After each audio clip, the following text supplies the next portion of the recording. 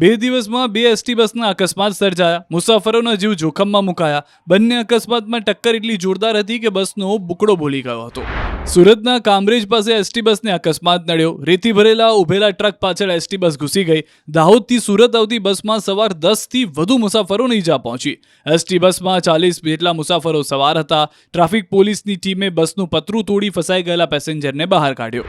તો વલસાડના ધરમપુર રોડ પર ગંભીર અકસ્માત સર્જાયો, જ્યાં મોપેડ પર જઈ રહેલી માતા પુત્રીને એક ટ્રકે અડફેટે લેતા પુત્રીનું સારવાર દરમિયાન મોત નીપજ્યું.